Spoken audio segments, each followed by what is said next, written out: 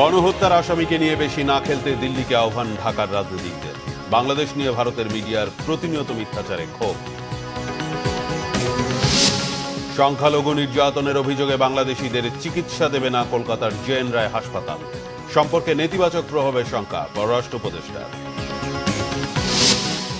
ভালোভাবে বিদায় চাইলে সরকারকে দ্রুত নির্বাচনী রোডম্যাপ দেওয়ার আহ্বান বিএনপি। সংস্কারের আগে নির্বাচন মানবে না তরুণ প্রজন্ম, বলেছেন প্রধান উপদেষ্টার প্রেস সচিব। বাংলার আকাশে শকুন উঠছে, বলেছেন ডাক্তার শফিক। সতর্ক থাকার আহ্বান। অন্তর্বর্তী সরকার ব্যর্থ হলে কারও অস্তিত্ব রাখবে না শেখ হাসিনা, মন্তব্য সার্জিসের। দেখছিলেন ক্রাউন সিমেন্ট সংবাদ শিরোনাম। এবার বিস্তারিত। বিএনপির স্থায়ী কমিটির সদস্য আমির খসরু মাহমুদ চৌধুরী বলেছেন, ফ্যাসিস্টরা দেশকে অস্থিতিশীল করার চেষ্টা করছে, সবাইকে ঐক্যবদ্ধ থাকতে হবে।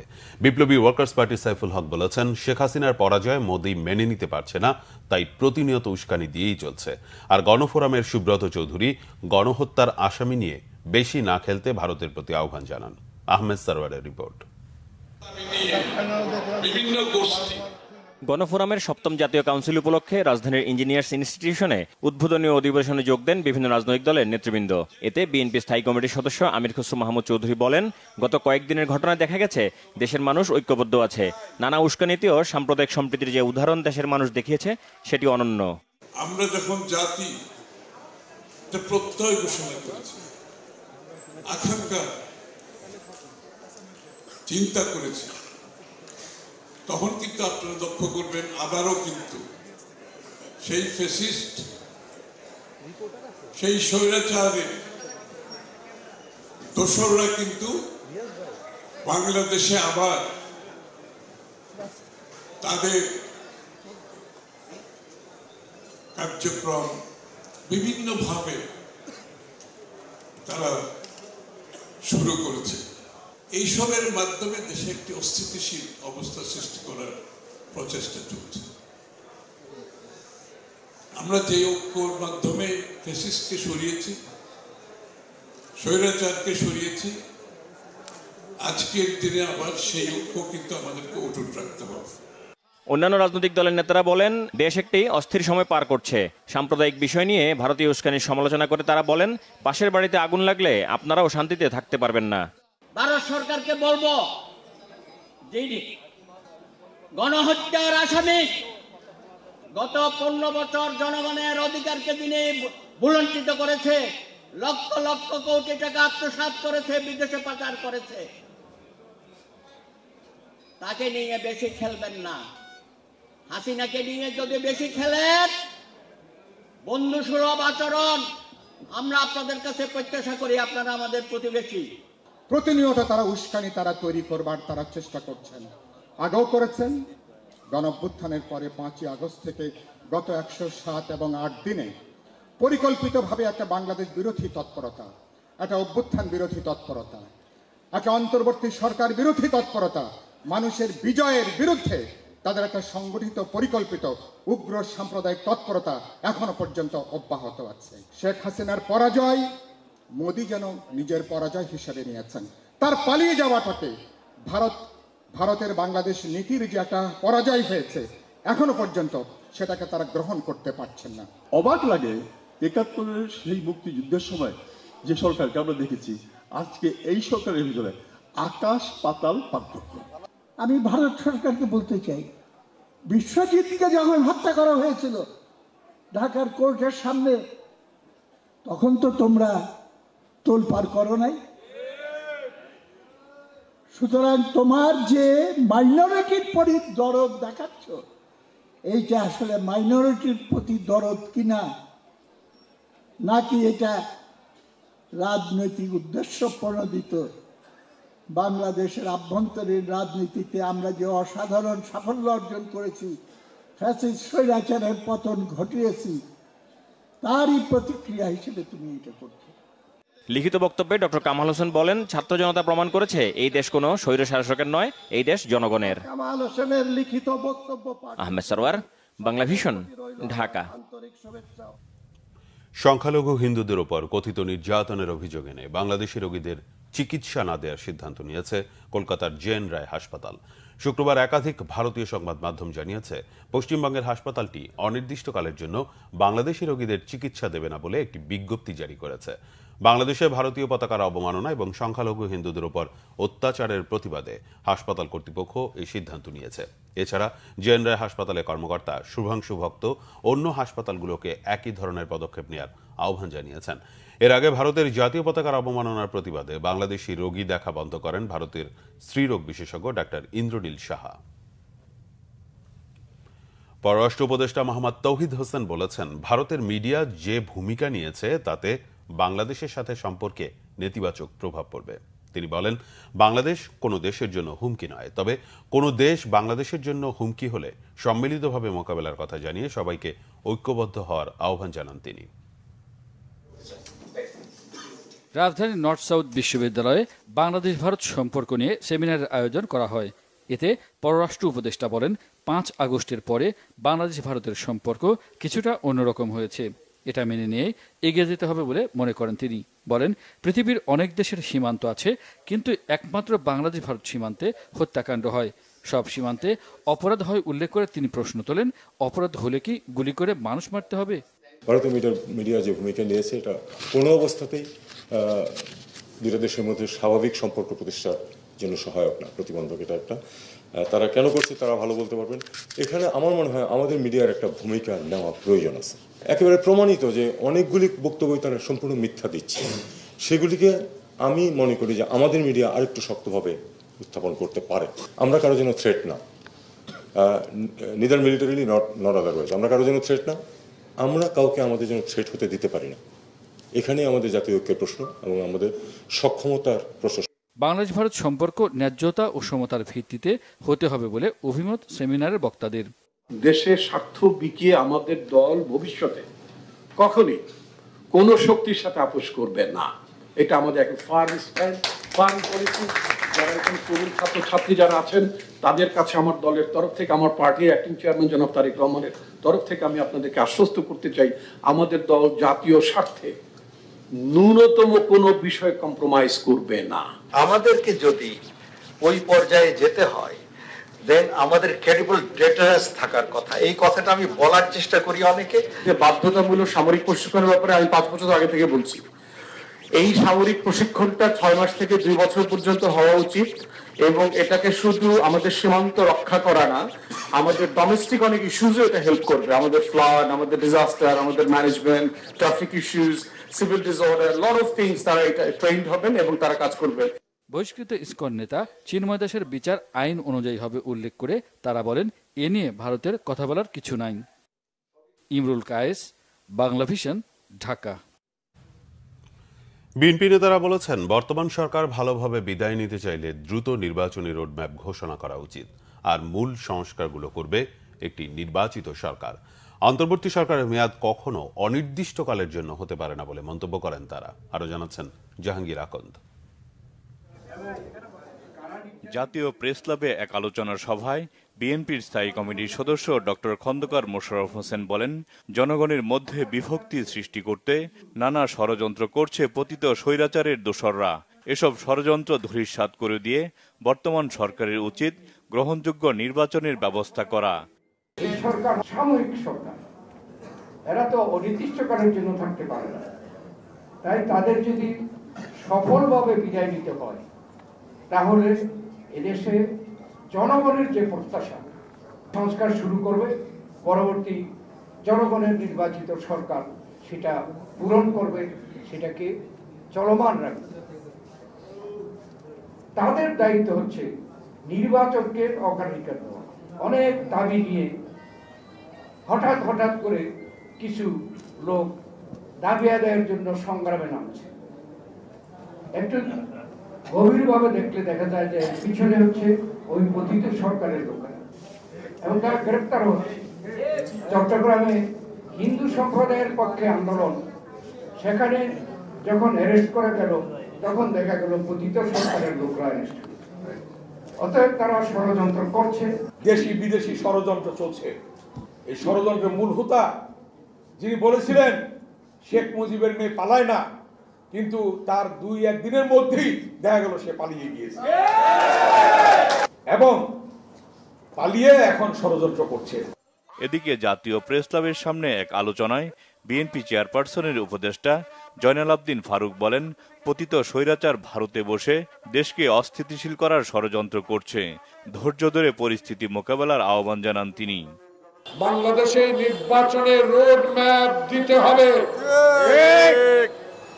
বাংলাদেশে যে অপতৎপরতা শুরু করেছে এরা, এদেরকে রুখে দিতে হলে জনপ্রতিনিধি সরকারের দরকার। এদেরকে রুখতে হলে প্রশাসনকে শক্ত হাতে হ্যান্ডেল করতে হবে। দেশের চলমান সংকট মোকাবেলায় সবাইকে ঐক্যবদ্ধ থাকার আহ্বান জানান বিএনপির এ নেতা। জাহাঙ্গীর আকন্দ, বাংলাভিশন, ঢাকা।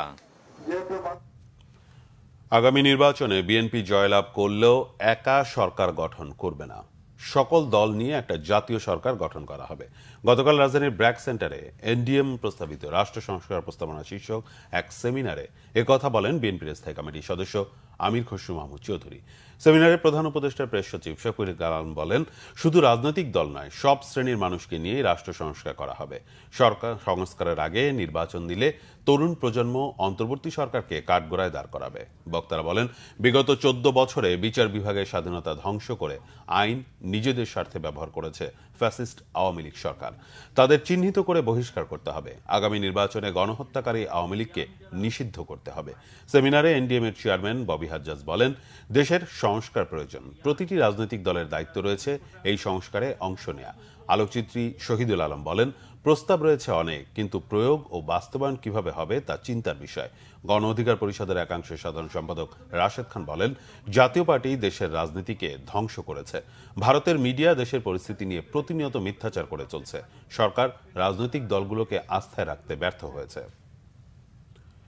বঙ্গবন্ধু এভিনিউয়ে 21 আগস্ট গ্রেনেড হামলার ঘটনায় হত্যা ও বিস্ফোরক দ্রব্য আইনের মামলায় আসামিদের ডেথ রেফারেন্স আপিল ও জেল আপিলের উপর হাইকোর্টের রায় আজ। সুপ্রিম কোর্টের ওয়েবসাইটে দেখা যায়, বিচারপতি AK মাসাদুজ্জামান ও বিচারপতি সৈয়দ এনায়েত হোসেনের সমন্বয়ে গঠিত হাইকোর্ট বেঞ্চে আজ কার্যতালিকায় রায়ের জন্য রয়েছে। এর আগে হাইকোর্টের একই বেঞ্চ 21 নভেম্বর আসামিদের ডেথ রেফারেন্স ও আপিলের উপর শুনানি গ্রহণ শেষ করেন। সেদিন আদালত মামলা দুটি রায়ের জন্য অপেক্ষমান রাখেন।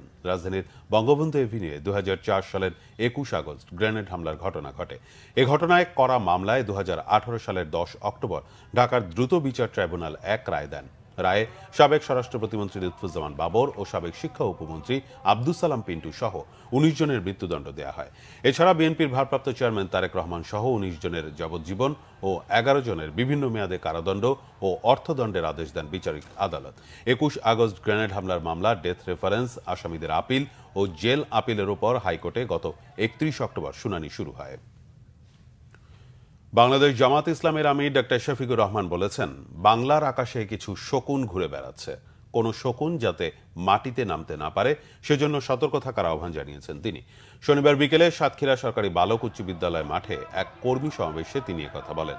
ছাত্র জনতার রক্তের বিনিময়ে স্বৈরাচার বিদায় নিয়েছে উল্লেখ করে ডক্টর শফিক বলেন, সবাইকে ঐক্যবদ্ধ থাকতে হবে যেন বাংলার মাটিতে স্বৈরাচার আর দাঁত বসাতে না পারে।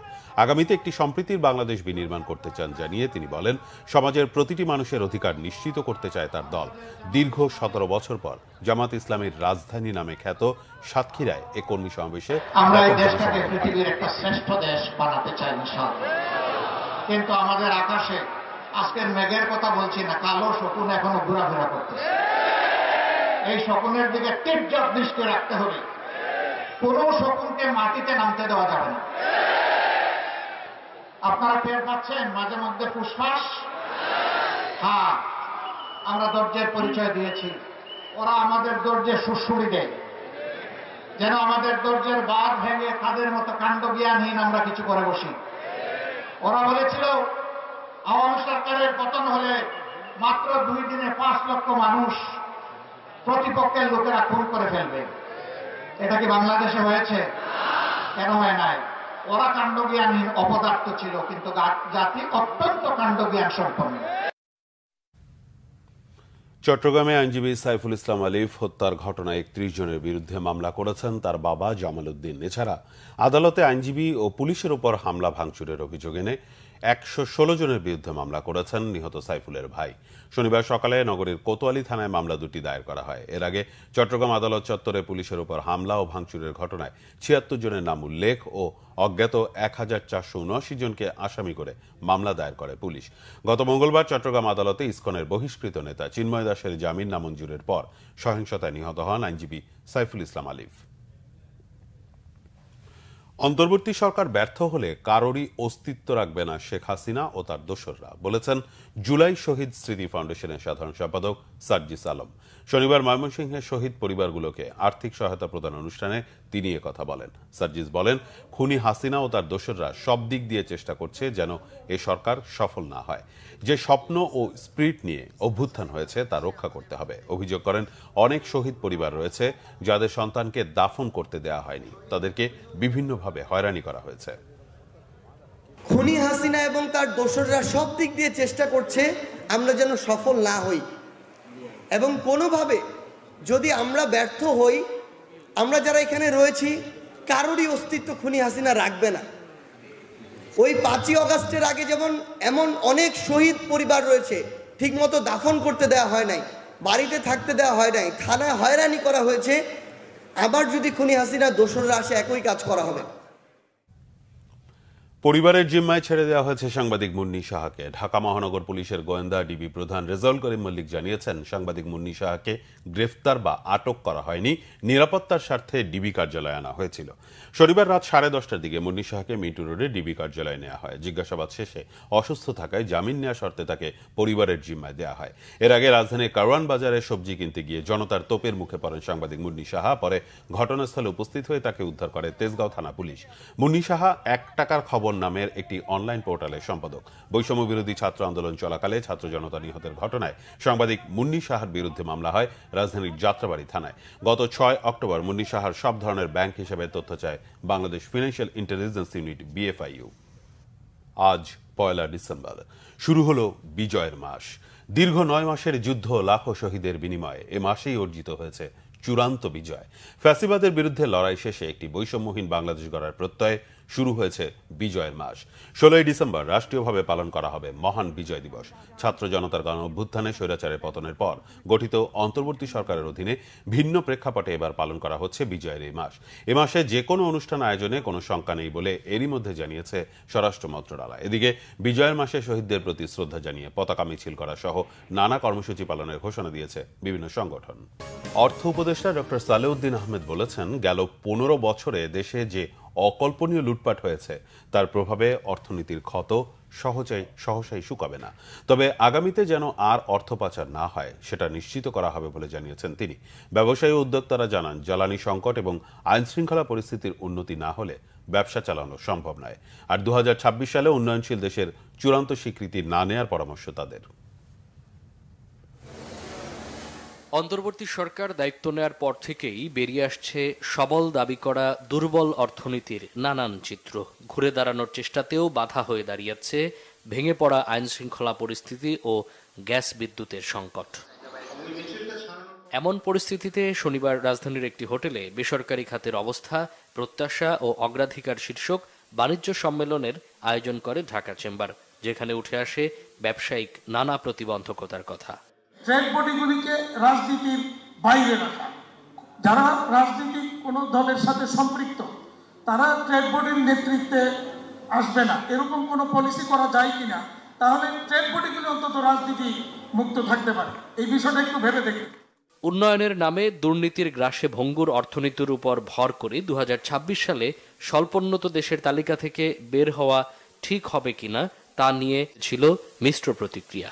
আমার মনে হয় আমাদের এতগুলো মন্ত্রণালয়েরও দরকার নেই, এতগুলো অ্যাসোসিয়েশনেরও দরকার নেই।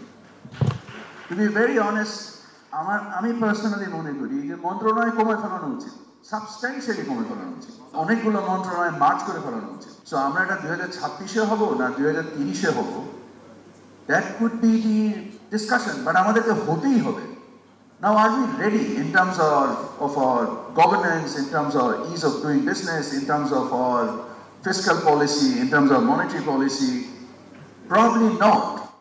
গত সরকারের চালানো লুটপাটকে অকল্পনীয় উল্লেখ করে অর্থ উপদেষ্টা জানান, মূল্যস্ফীতি কমাসহ অর্থনীতিতে স্থিতিশীলতা ফিরতে শুরু করেছে, তবে সহসাই অর্থনীতির ক্ষত শুকাবে না।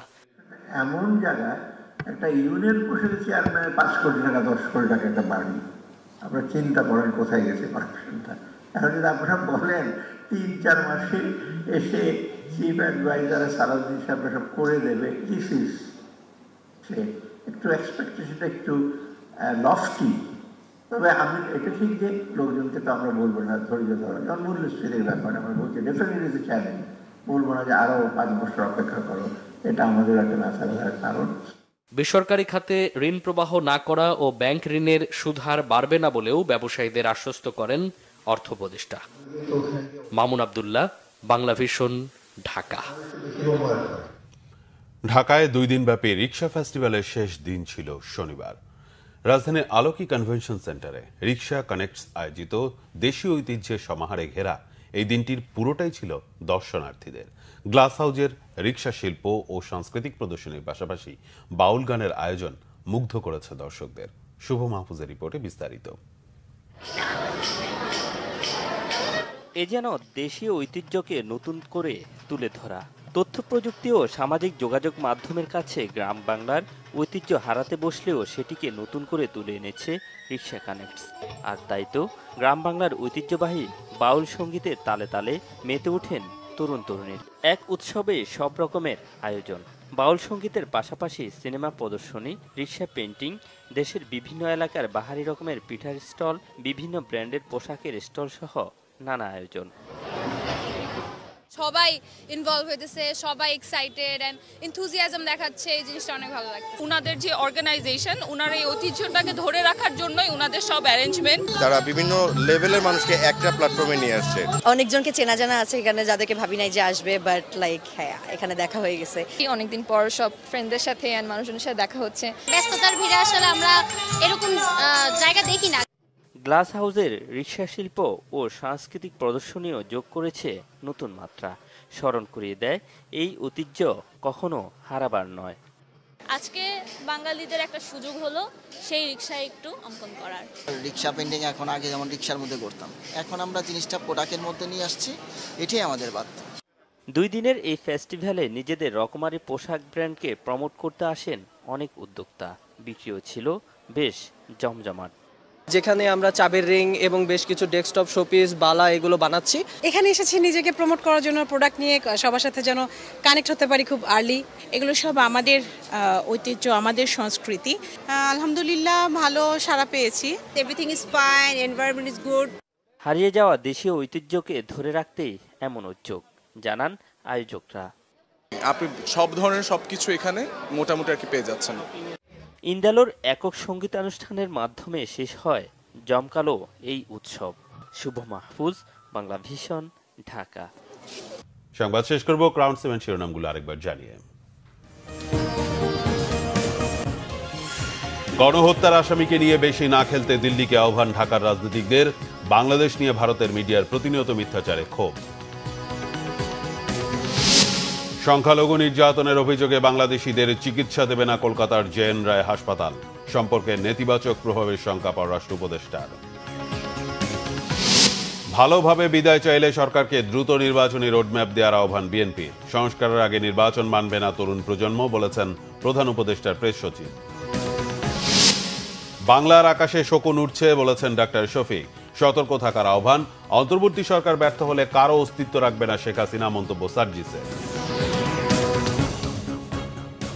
এই ছিল এখনকার মতো। পরের সংবাদ সকাল 10টায়, এর আগে 9টায় রয়েছে নিউজ টপ 10 দেখার আমন্ত্রণ রইল। এছাড়া বাংলা ভিশন সংবাদ ও সংবাদ সংশ্লিষ্ট অনুষ্ঠান দেখতে ভিজিট করুন www.bvnews24.com ও facebook.com/banglavisionnews এবং সাবস্ক্রাইব করুন youtube.com/banglavisionnews।